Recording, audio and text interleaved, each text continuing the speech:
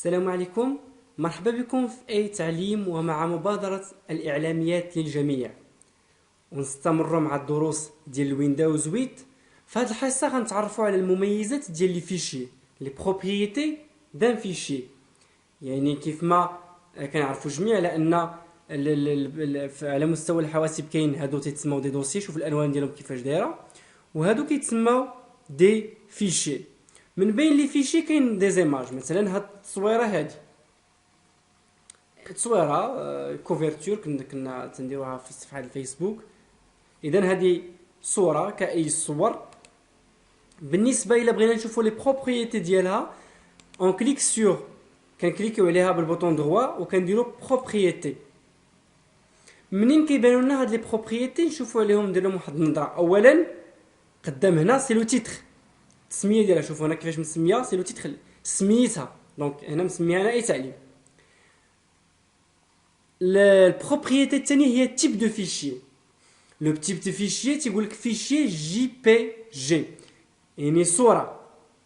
وهذا غالبا هاد التسميه ديال الفيشي كتكون من بعد لو نون ديال كتكون. شوف غوغارد هنا كاين بوين جي بي جي، هذه كتسمى ليكستونسيون.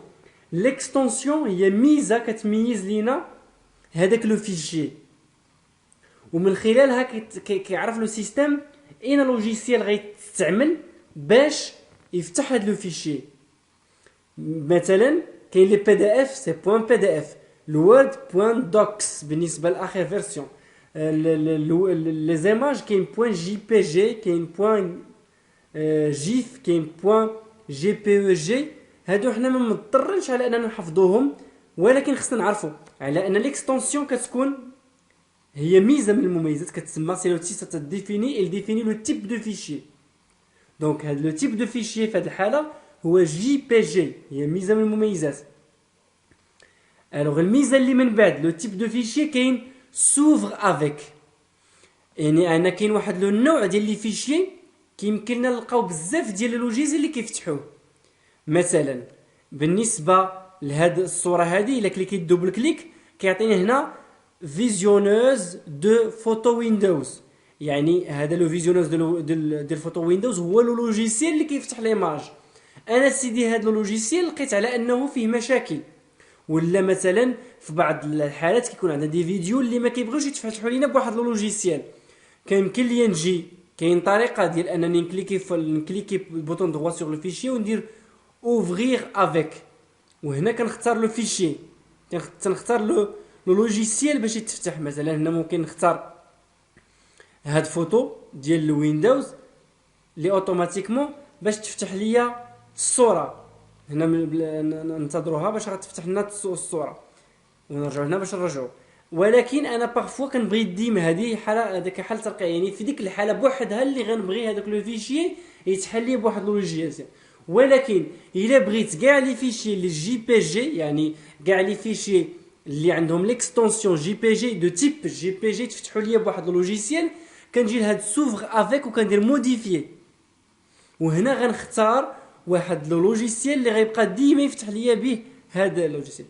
يعني نشوف واش لو فيزيونير باغ اكزومبل، هنا نختار مايكروسوفت اوفيس 2010 واحد لوجيسيال وندير ابليكي.